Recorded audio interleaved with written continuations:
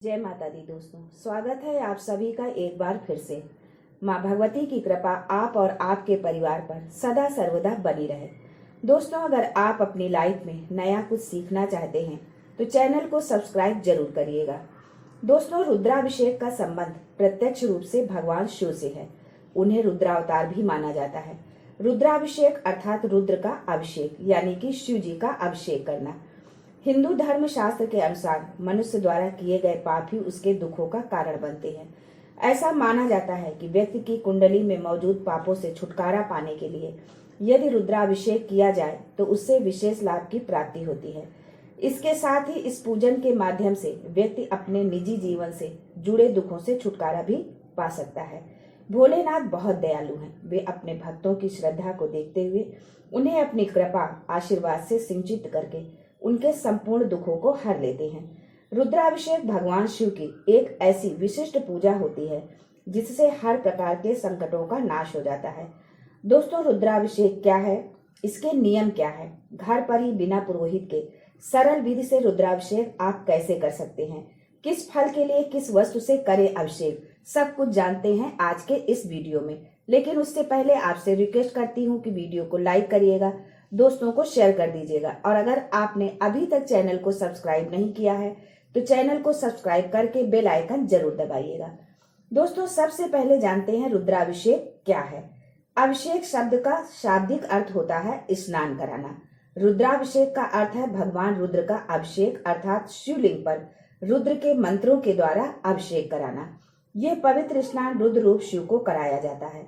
अभिषेक के कई रूप तथा प्रकार होते हैं। भगवान शिव जी को प्रसन्न करने का सबसे श्रेष्ठ तरीका है रुद्राभिषेक करना। दोस्तों, अब जानते हैं रुद्राभिषेक क्यों किया जाता है। रुद्र अष्टाध्यायी के अनुसार शिव ही रुद्र हैं और रुद्र ही शिव हैं। ऋतम दुखम द्रावयति नास्यतीति रुद्र अर्थात रुद्र रूप में प्रतिष्ठित शिव हमारे सभी दुखों को शीघ्र ही समाप्त कर देते हैं। वस्तुतः जो दुख हम भोगते हैं उसका कारण हम सब स्वयं ही हैं। हमारे द्वारा जाने अनजाने में किए गए प्रकृति विरुद्ध आचरण के परिणाम स्वरूप ही हम सब दुख भोगते हैं। पहले हम जानते हैं रुद्राभिषेक का आरंभ कैसे हुआ। शिव पुराण के रुद्र संहिता में सावन मास में रुद्राभिषेक का विशेष महत्व बताया गया है। रुद्राभिषेक का फल भगवान शंकर प्रसन्न होकर तत्काल देते हैं।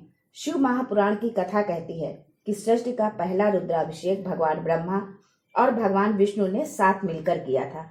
रुद्राभिषेक की पौराणिक कथा कहती है कि श्रेष्ठता के परीक्षण में भगवान ब्रह्मा ने भगवान शिव के आत्मलिंग के ऊपरी सिरे की खोज के लिए हंस बनकर यात्रा शुरू की, तो भगवान विष्णु ने वाराह बनकर आत्मलिंग के दक्षिणी सिरे को खोजने की यात्रा आरंभ की। थक कर जब दोनों को आत्मलिंग का कोई छोर नहीं मिला तो दोनों ने यात्रा रोक दी। तब भगवान शिव ने कहा कि आप दोनों ही मेरे आत्मलिंग से ही उत्पन्न हुए हैं। सृष्टि की रचना और पालन के लिए ब्रह्मा जी मेरे दक्षिण अंग से और विष्णु जी मेरे वाम अंग से उत्पन्न हुए हैं। इस बात को जानकर भगवान ब्रह्मा और भगवान विष्णु दोनों ने साथ मिलकर भगवान शिव का रुद्राभिषेक किया। कहा जाता है कि यहीं से रुद्राभिषेक आरंभ हुआ। अब जानते हैं रुद्राभिषेक से क्या फायदा है, यानी क्या लाभ है। दोस्तों, रुद्राभिषेक मंत्र की शक्ति इतनी अधिक होती है कि जिस क्षेत्र में भी इसका जाप किया जाता है उससे कई किलोमीटर तक के हिस्से में शुद्धता आ जाती है और वहां की नकारात्मकता का अंत होता है। रुद्राभिषेक से सभी समस्याओं का अंत हो जाता है। गरीबी और धन की कमी दूर हो जाती है। कुंडली के सभी ग्रह दोषों का नाश होता है। मन को असीम शांति की अनुभूति होती है। रोग और सेहत से जुड़ी परेशानी खत्म हो जाती है। दोस्तों, भगवान शंकर के रुद्राभिषेक की महिमा लगभग सभी धार्मिक ग्रंथों में बताई गई है। रुद्राभिषेक करने से आपकी एक दो नहीं बल्कि 18 कामनाएं पूरी हो जाती हैं। रुद्राभिषेक के लिए सोमवार का दिन हो, प्रदोष का हो, शिवरात्रि का हो या फिर सावन का, शिव की सभी मान्य तिथियों में शिव का रुद्राभिषेक जन्म जन्मांतर के पापों को काटकर मोक्ष का रास्ता खोल देता है। दोस्तों, रुद्रार्चन और रुद्राभिषेक से हमारे पातक से भी पातक कर्म भी जलकर भस्म हो जाते हैं और साधक में शिवत्व का उदय होता है तथा भगवान शिव का शुभ आशीर्वाद भक्त को प्राप्त होता है और उनके सभी मनोरथ पूर्ण होते हैं। शिव महापुराण में कहा गया है कि एकमात्र सदाशिव रुद्र के पूजन से सभी देवताओं की पूजा स्वतः ही हो जाती है। रुद्र हृदयोपनिषद में शिव के बारे में कहा गया है कि सर्व देवात्मको रुद्रः सर्वे देवा शिवात्मका, अर्थात सभी देवताओं की आत्मा में रुद्र उपस्थित है और सभी देवता रुद्र की आत्मा है। दोस्तों, रुद्राभिषेक से जुड़े कुछ नियम इस प्रकार हैं। रुद्राभिषेक के लिए सबसे उत्तम यही होता है कि आप किसी शिव मंदिर में जाकर शिवलिंग का अभिषेक करें। शिव जी का वो मंदिर जो किसी नदी के तट पर स्थित हो या फिर किसी पर्वत के किनारे हो, वहां स्थित शिवलिंग का रुद्राभिषेक करना खासा फलदायी साबित होता है। यदि आपके घर में शिवलिंग स्थापित है तो आप शिव जी का रुद्राभिषेक घर पर ही करें। इसके अलावा यदि शिवलिंग न मिले तो आप अपने हाथ के अंगूठे को भी शिवलिंग मानकर उसका रुद्राभिषेक कर सकते हैं। रुद्राभिषेक यदि जल से कर रहे हैं तो उसके लिए तांबे के बर्तन का ही प्रयोग करें। रुद्राभिषेक के दौरान रुद्र अष्टाध्यायी के मंत्रों का जाप करना फलदायी साबित होता है। दोस्तों, अब आगे जानते हैं रुद्राभिषेक में प्रयोग की जाने वाली सामग्री क्या है।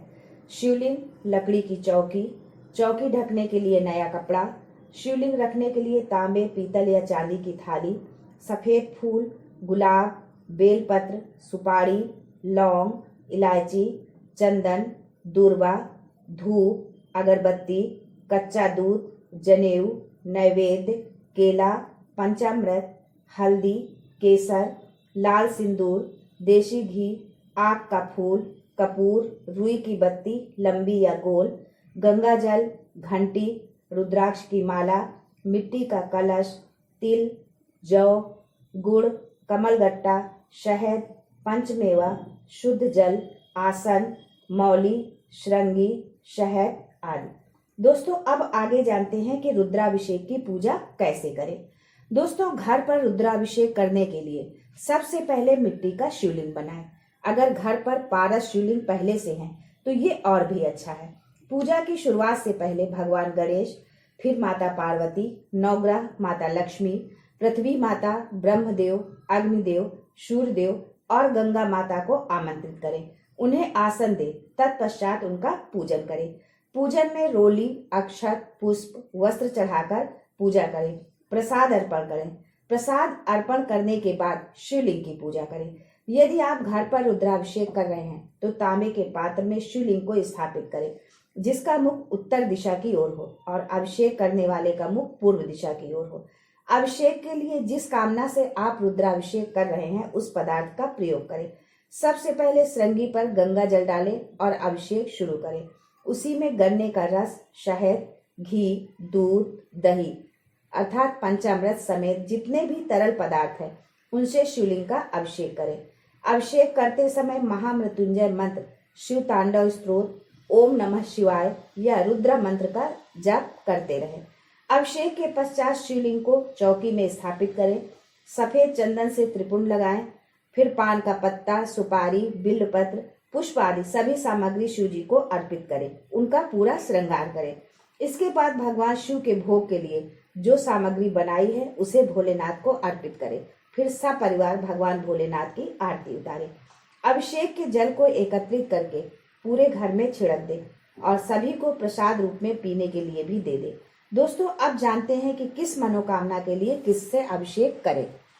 घर में यदि सुखद एवं शांति के वातावरण का अभाव है, घर में क्लेश है, लंबे समय से आर्थिक संकट से जूझ रहे हैं, तो सावन के महीने में गाय के दूध से रुद्राभिषेक करें तथा भोलेनाथ से अपनी समस्या दूर करने की प्रार्थना करें। अकाल मृत्यु और वंश वृद्धि के लिए गाय के घी से रुद्राभिषेक करें। घर में लंबे समय से धन की कमी बनी हुई है तो गन्ने के रस से अभिषेक करें। इससे माँ लक्ष्मी प्रसन्न होती हैं और घर में कभी धन की कमी नहीं होती है। लंबे समय से चली आ रही बीमारी के अंत के लिए शहद से अभिषेक करें। यदि आपके गृहस्थ जीवन में क्लेश है या किसी प्रकार का दुख है तो 40 दिनों तक बेलपत्र से रुद्राभिषेक करें। गृहस्थ जीवन सुखमय हो जाएगा। नकारात्मक शक्तियों की समाप्ति के लिए वर्षा जल से अभिषेक करें। शत्रुओं के विनाश के लिए सरसों के तेल से रुद्राभिषेक करें। बौद्धिक और तार्किक क्षमता को बेहतर करने के लिए शक्कर मिश्रित दूध से रुद्राभिषेक करें। परिवार में सुख शांति बनाए रखने के लिए गंगा जल से रुद्राभिषेक करें। शत्रु और प्रेत बाधा दूर करने के लिए नारियल पानी से रुद्राभिषेक करें। यदि आप कोई नया कार्य शुरू कर रहे हैं तो शुद्ध जल में चने की दाल मिलाकर रुद्राभिषेक करें। गाय के दूध से अभिषेक करने पर पुत्र की प्राप्ति होती है। देशी घी से अभिषेक करने पर वंश विस्तार होता है। आज के लिए बस इतना ही। दोस्तों मिलते हैं अगले वीडियो में, तब तक के लिए हर हर महादेव।